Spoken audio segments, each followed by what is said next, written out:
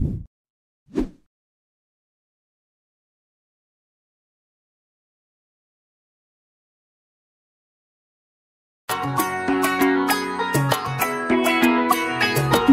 বাজা কাসর বাজা উলু দে আর শাখ বাজা বছর পরে আবার এলো মাঝে পুজো পুজো গন্ধ নিয়ে নতুন গানের ছন্দ নিয়ে শারদিয়ায় খুশিতে মন নাচে এলো এলো এলো এলো মা দুর্গা মা আরে এলো এলো এলো এলো মা দুর্গা মা হে ঢাক বাজা কাসর বাজা উলু দে আর শাখ বাজা বছর পরে আবার এলো মাঝে পুজো পুজো গন্ধ নিয়ে নতুন গানের ছন্দ নিয়ে শারদিয়ায় খুশিতে মন নাচে এলো এলো এলো এলো মা দুর্গা মা আরে এলো এলো এলো এলো মা দুর্গা মা বলো দুর্গা মাই কি বলো দুর্গা মাই কি আরে বলো দুর্গা মাই কি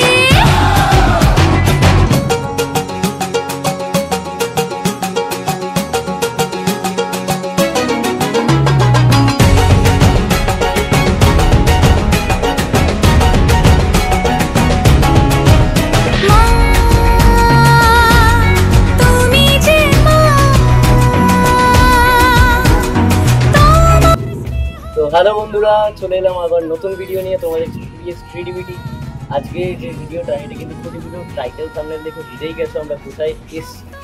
ঐতিহ্যের সেই ঠাকুরবাড়ি, পানশিলা ঠাকুরবাড়ি, যেটা কিন্তু ৭৬তম বর্ষে এবার পদার্পণ করেছে। তো এখানকার থেকে আবার আমরা ইনভিটেশন পেয়েছি। তো চলো আজকের ভিডিওটা শুরু করি, কথা না বাড়িয়ে, বেশি কথা না বাড়িয়ে। আর ভিডিওটা কেমন লাগলো অবশ্যই কমেন্ট করে জানিও। যারা চ্যানেলে নতুন আছে সাবস্ক্রাইব করে বেল আইকনটা ক্লিক করতে ভুলো না, লাইক করে দিও, শেয়ার করো বন্ধুদের সাথে, ফ্যামিলিদের সাথে। আর যদি ভালো লাগে অবশ্যই বলো যে তোমাদের কেমন ধরনের ভিডিও, সেই ভিডিও নিয়ে আমরা সেই কন্টেন্টে তোমাদের কাছে আবার আসবো। আর ভিডিওটা দারুণ হতে চলেছে, স্কিপ না করে ভিডিওটা চলো। আরে এলো এলো এলো এলো মা দুর্গা মা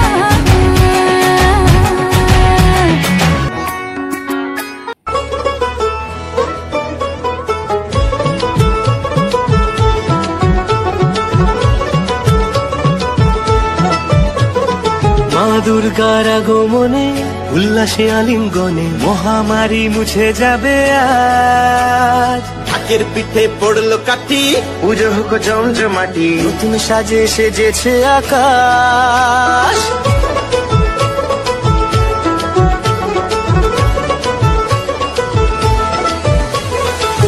দুর্গার আগমনে উল্লাসে আলিঙ্গনে মহামারী মুছে যাবে আজ। ঢাকের পিঠে পড়লো কাঠি, পুজো হোক জমজমাটি, নতুন সাজে সেজেছে আকাশ। সাজানো বরণডালা, আকাশে মেঘের বেলা, চলছে ধনু চিনার। আসলার ঘন্টা বাজে, এলো মা নতুন সাজে, আকাশে পূজার গন্ধ, খুশিতে মন মুছেছে আজ। আকাশে পূজার গন্ধ, খুশিতে মন মুছেছে আজ।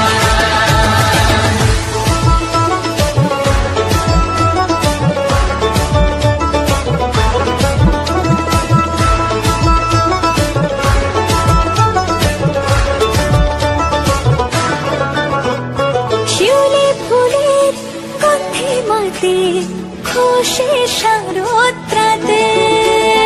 লাগলো দোলা কাশের বনে, হিমেল শরৎ টানে।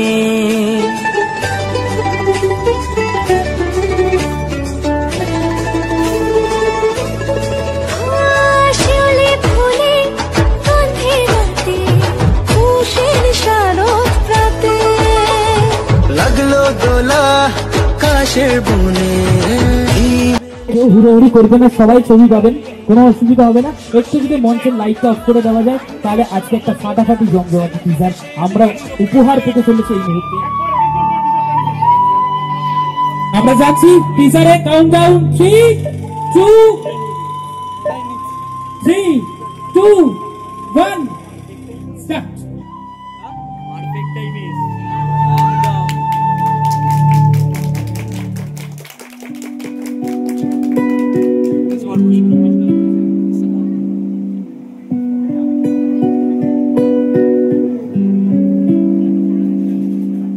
তোমার আঙুল ধরেই প্রথম হাঁটতে শেখা, তোমার কাঁধে চড়েই প্রথম দুর্গা ঠাকুর।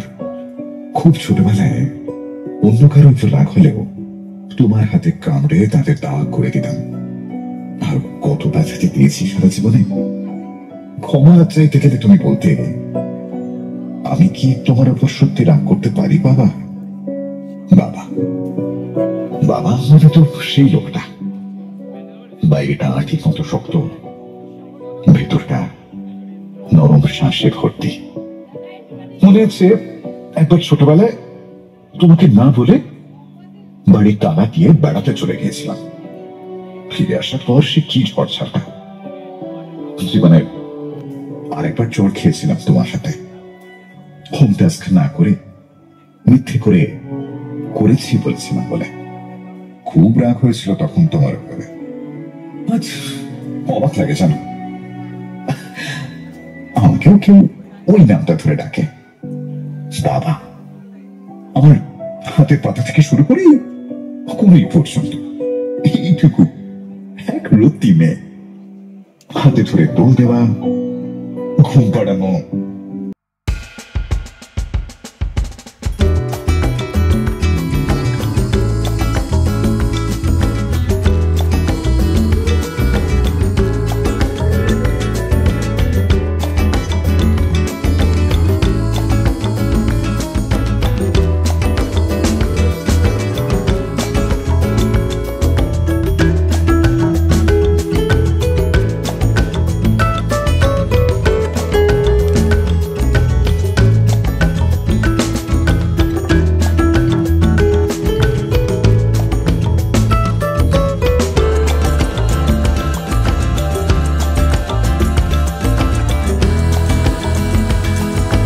বৃষ্টি পরে শুধু বাইরে থেকে বসে যায় না, কোনদিন বলা হয়নি বাবা। আজ তোমাকে ডেকে বলতে ইচ্ছে করছে, তুমি না থাকলে আজকের এই আমিটা আমি হয়ে উঠতেই পারতাম না। যেখানেই থাকো ভালো থেকো বাবা।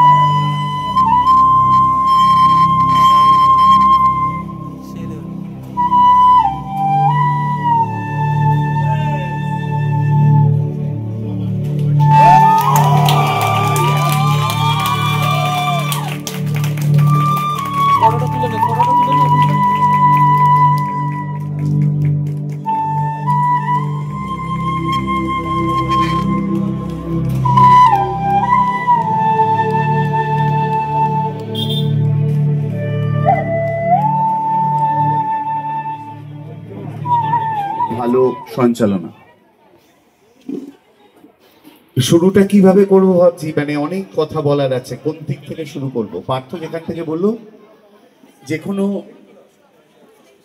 দুর্গাপুজোতে, দুর্গাপুজো তো আর পুজো নেই, দুর্গাপুজো এখন একটা শিল্প হয়ে গেছে, যে শিল্পকে অবলম্বন করে বহু মানুষ বেঁচে থাকেন। আর সেই শিল্প আমাদের এই বাংলায় বিশ্বজনীন হয়ে উঠেছে রাজ্যের মাননীয় মুখ্যমন্ত্রী মমতা বন্দ্যোপাধ্যায়ের জন্য। আমি শুধু একটা কথা বলি,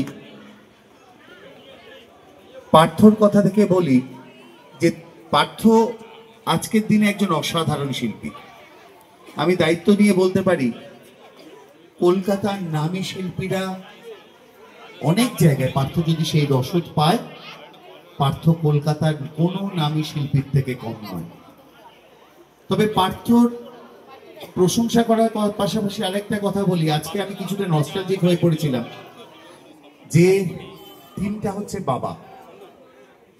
মারা আমাদের কাছে সারা জীবন সমাদৃত থাকে, আর বাবারা থাকে উপেক্ষিত। আমি ঠিক কতটা বিশ্বাস নিয়ে বলতে পারলাম জানি না, কারণ আমি আমার নিজের জীবনে 3.5 বছরের বেশি বয়স অব্দি পরে আমার বাবাকে পাইনি, কিন্তু আমার বাবার ছায়াটাকে পেয়েছিলাম। আক্ষেপ এখানে প্রথমেই বলি, পানশিলা ঠাকুরবাড়ি আমাকে যেভাবে গ্রহণ করেছে, যে তাদের প্রতিদিনকার কর্মকাণ্ড প্রতি মুহূর্তে আমরা দেখি, যেহেতু আমিও এই গ্রুপে আছি। কিন্তু আক্ষেপটা রয়ে গেল যে হয়তো পার্থকে নিয়ে কোনোদিন আমি ভাবতে পারতাম সেই 3.5 বছর বয়সে হারিয়ে যাওয়া আমার বাবাকে নিয়ে, কিন্তু আমি পানশিলার ঠাকুরবাড়ির মধ্যেই আমাদের সকলের বাবাকে ফিরে পাবো, কাছে রাখবো, ভালোবাসবো, এই অঙ্গীকারটা থেকে গেল। আরো দুজনের কথা বলতে হবে। এখানে প্রতিমা শিল্পী যে রয়েছে, সুকান্ত অসাধারণ প্রতিমা শিল্পী। আর আমি আরেকজনের কথা বলি, পানশিলা ঠাকুরবাড়ির আগে পানিহাটির খিড়কি থেকে সিংহদুয়ারের থিমও দ্বীপ করেছিল দীপময় দাস। আমি আপনাদের কাছে দায়িত্ব দিয়ে যে বলে যেতে চাই যে দীপময় দাস এই মুহূর্তে পশ্চিমবঙ্গের শ্রেষ্ঠ আবহ শিল্পী।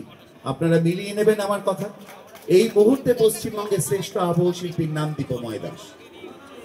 যেখান থেকে শুরু করি, একটা আমরা প্রত্যেকে যারা ছোট ছোট সংগঠন করি, আমাদের বিশাল কিছু নেই, কিন্তু আবেগ আছে, আমাদের ঐতিহ্য আছে, আমাদের এগিয়ে চলার ইচ্ছে আছে। কিন্তু সেই ইচ্ছেটাকে ধরে রাখলে তো হবে না, ইচ্ছেটাকে বাস্তবায়িত করার জন্য কিছু মানুষ প্রয়োজন যারা সেই আবেগের স্রোতে ভাসতে পারে। সুভাষ চক্রবর্তীকে মাথার উপর রেখে যে মানুষটা এই এতগুলো মানুষের আবেগটাকে নিয়ে একটা মালা গেঁথেছেন, তিনি আপনাদের পাড়ার লোক হতে পারেন, কিন্তু পশ্চিমবঙ্গের শ্রেষ্ঠ সাংবাদিক সঞ্জয় গাঙ্গুলি। আমি বিশ্বাস করি একটা টিম কাজ করে, কিন্তু ক্যাপ্টেনের দায়িত্ব অনেক বেশি থাকে। হ্যাঁ, সঞ্জয় দা ক্যাপ্টেন হিসেবে কাজ করছে, আর কোচ সুভাষ চক্রবর্তী আমাদের সকলের অভিভাবক। এই টিম কখনো, আর আমরা আমাদের যেভাবে যখন ইউজ করবেন সেভাবে আছে। অসাধারণ সমন্বয়, অসাধারণ সমন্বয়। এখানে লালটুদা রয়েছেন, কৌশিক সেনগুপ্ত ডালহাউসি ক্লাবের সচিব, বিজয়পুর টাউন ক্লাবের সভাপতি। আর আমি আলাদা করে কারুর নাম বললাম না পানশিলা ঠাকুরবাড়ির, কারণ এটা একা কারুর পক্ষে করা সম্ভব নয়। শুধু কোচ আর ক্যাপ্টেনের নামটা বলে গেলাম। আমি একটা রিকোয়েস্ট করব যে আমি বিশ্বাস করুন এই টিজারটা দেখার আগে ভাবতে পারিনি যে এভাবেও ভাবা যায়। আর যারা এইভাবে ভাবে তারা শারদ সম্মান গোনে না, মানুষের মনের মনিকতায় কত লক্ষ মানুষের মনে দাগ কেটে যায় সেই সংখ্যা গোনে। আমি বিশ্বাস করি পানশিলা ঠাকুরবাড়ি শারদ সম্মান তো আসবে, থাকবে, পড়ে থাকবে, একটা সময় রাখার জায়গার অভাব হবে, কিন্তু এবার আপনারা মানুষের মন গুনুন, কত মানুষের মনে পৌঁছতে পারলেন, কত মানুষের মনের মনিকোঠায় পানশিলা ঠাকুরবাড়ি থেকে গেল। শুধু এইটুকু বলি, শেষ করে এই কথাটা বলে, যখন যেভাবে প্রয়োজন, যদি মনে হয় আমার ক্ষুদ্র সামর্থ্যতে, আমি একটু পুজো পাগল মানুষ, খুব ছোট্ট সামর্থ্য নিয়ে পুজো করতাম, পার্থরা সবাই ছিল, তা যেভাবে মনে করবেন আমাকে কাজে লাগবে আমি চেষ্টা করব না, আপনারা আদেশ করবেন, আমি অনুসরণ করব। ভালো থাকবেন সকল। এই নিয়ে যা এখানে আমি আবেগ দেখি, তো সেই আবেগটা মনে হয় এই থিমের ক্ষেত্রে খুবই অ্যাপ্রোপ্রিয়েট মনে হয় আমার। তো আমার ট্রিবিউট বাবাকে, আমার বাবা সহ পৃথিবীর সমস্ত বাবাকে, একটা অন্য ঘটনায় কাজ হবে এটুকু বলতে পারি। আমি এর আগে রেপ্লিকা করেছি, আমার অনেকেই বলছিল থার্মোকল বাদ দিতে হবে, আমি খুব সহজ সরলভাবে বলি এবার থার্মোকল আমার থাকবে না। প্রচুর আয়রনের কাজ হচ্ছে, প্রচুর উডেন কাজ হচ্ছে, ফাইবারের কাজ হচ্ছে, পেপার পাল্পের কাজ হচ্ছে, সুতোর কাজ হচ্ছে, মিক্স মিডিয়ামে কাজ করব।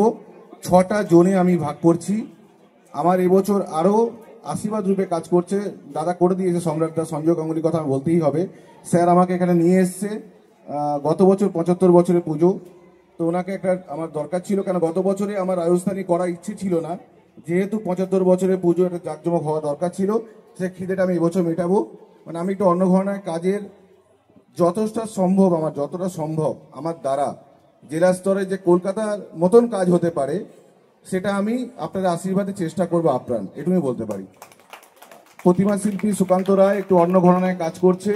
আমি এটুকু বলতে পারি, কলকাতা যেমন প্রতিমা একটা ইতিহাস তৈরি করে, পানশিলা ঠাকুরবাড়ির হাত ধরে সুকান্ত রায় দ্বারা তেমন একটা প্রতিমা আপনারা দেখতে পারবেন।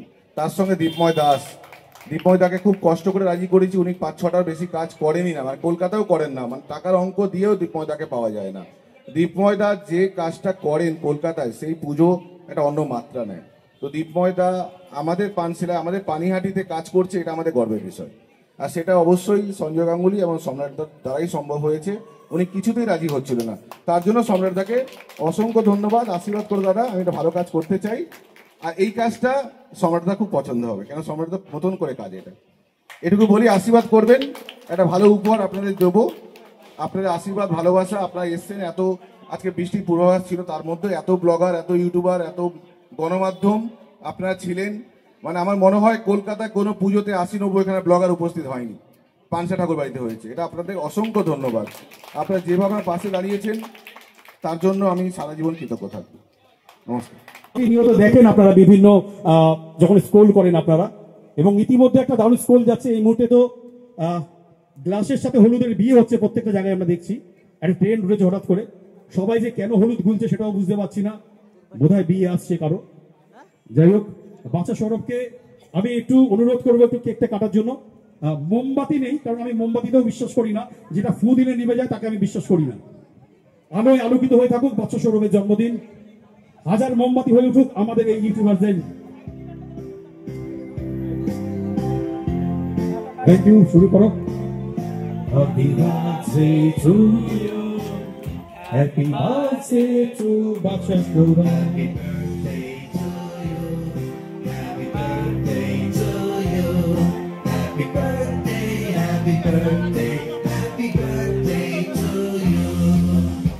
আপনাদেরকে একটু দেখো, প্লিজ একটা দারুণ সন্ধিক্ষণ যে আমাদের যারা ব্লগার রয়েছে সেই ব্লগারদের মধ্যে একজনের জন্মদিন, এবং আমরা বহু জায়গায় এরকম জন্মদিন পালন করে থাকি, কারণ কাজের মধ্যেই আমাদের পালন করতে হয়।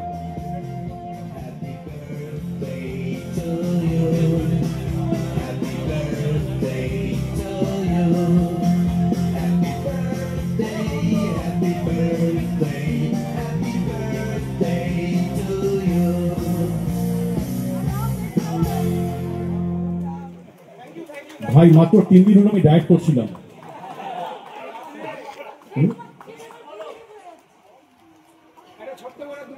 3 দিন ধরে জিমে ভর্তি হয়েছিলাম, তোরা সেটাও আমাকে করে দিলি, সর্বনাশ। যাই হোক, একটু বাসে একটু কথা বল ভাই। জন্মদিনের আগে আমি একটাই কথা বলতে চাই, ৭৩তম বর্ষে পানশিলা ঠাকুরবাড়িতে যেই টিজারটা আমরা দেখলাম একটু আগে, আমার মনে হয় 3বার টিজারটা দেখানো হলো। আমি জানি না কেন আজকে হঠাৎ 3বারই আমার চোখে জল এলো। আমার মনে হয় সবার চোখেই এই কম বেশি জল এসছে। আমি জানি না কেন এলো, কি কারণ আমি বলতে পারবো না, বাট এলো। এটাই হয়তো পুজোর সাকসেস। প্রাইজ অনেক আসবে যাবে, অনেক সময় আসবে না, কিন্তু এই যে মানুষের মনে একটা কোথাও গিয়ে এই টিজারটা জায়গা করে নিচ্ছে, তার মানে পুজোটাও একটা জায়গা করে নেবে, সেটা কিন্তু বোঝা যাচ্ছে আশা করি। আর পার্থদা এখানে গত বছর কাজ করেছে, খুব সুন্দর একটা আমরা দেখেছি থিম হয়েছে। এই বছর যা টিজার আমরা দেখতে পাচ্ছি, আশা করছি আমাদের এই পুজোটা আরো অনেক বড় জায়গায় যাবে। কলকাতার দুর্গাপুজোর সাথে আমরা যেটা বলে থাকি টক্কর দেওয়া, সেটা আশা করছি কোথাও না কোথাও এইবারও পানশিলা ঠাকুরবাড়ি করে দেখাবে। Thank you. এবং অবশ্যই পার্থদা এবং পুরো পানশিলা টিম মেম্বার সবাইকে, যারা আছে ব্লগার যারা আছে সবাইকে থ্যাংক ইউ আমার বার্থডেটা এইভাবে সেলিব্রেট করার জন্য। আমার জীবনে প্রথমবার এরকম মঞ্চে বার্থডে সেলিব্রেট করছে, তার জন্য সবাইকে আরেক প্রথম।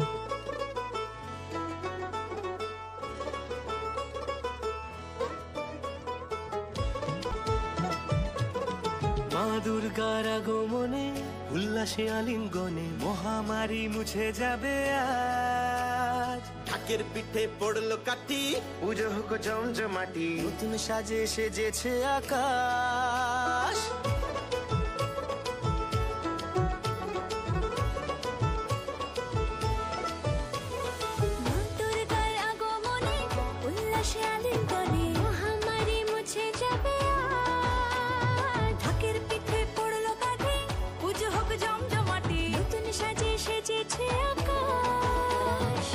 সাজানো বরণডালা, আকাশে মেঘের বেলা, চলছে ধনু জিনা।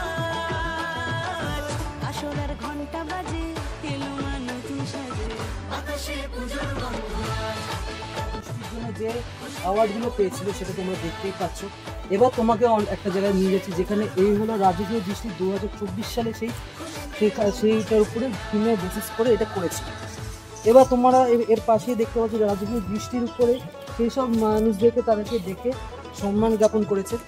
আর তার পাশে দেখতে পাচ্ছ যে সেই রাজকীয় দৃষ্টির উপরে মা দুর্গা প্রতিমা সেই রূপ। এই বছরে এবার সেটা হলো এই বছরে সেটা হলো এখানে খুঁটি পুজোর জন্য। এবার তোমরা এখানে দেখতে পাচ্ছ যে এবারে থিমটা হলো শ্রী চরণেশ্বর বাবা। এইবারে থিমটা এটার উপর বেস করে এবার করছে। তো বন্ধুরা এবার দেখার বিষয় হলো যে এবারে ওরা এই থিমের উপরে এবারও কলকাতার সব থেকে ভালো প্যান্ডেলের উপরে এবার থিম বেসিসে এবার উঠছে কিনা সেটার জন্য তোমরা চ্যানেলের দিকে অবশ্যই নজর রেখো। আর যদি ভালো লাগে তো অবশ্যই লাইক অ্যান্ড সাবস্ক্রাইব করে দিও। আর চ্যানেলের দিকে নজর রেখো, এর থেকে আরো ভালো ভালো কন্টেন্ট আরো ভালো ইনফরমেশন আমাদের এখান থেকে পাবো। তো বন্ধুরা ভিডিওটা কেমন লাগলো লাইক করতে কিন্তু ভুলো না, আর কমেন্ট করে জানিও ভিডিওটা কেমন লাগলো। যারা চ্যানেলে নতুন আছে সাবস্ক্রাইব করে বেল আইকনটা কিন্তু ক্লিক করে দিও এরকম ভিডিওর আরো নোটিফিকেশন পেতে। আর বন্ধুদের সাথে ফ্যামিলির সব মেম্বারদের সাথে শেয়ার করতে ভুলো না। তো দেখা হচ্ছে নেক্সট ভিডিওতে এরকম ভালো ভালো নোটিফিকেশন নিয়ে ভিডিও নিয়ে। আর কলকাতার বড় বড় আরো পুজোর আপডেট পেতে চ্যানেলটায় নজর রেখো। তো দেখা হচ্ছে নেক্সট ভিডিওতে। তো আজকের মতো টাটা, বাই বাই এন্ড শুভকামনা।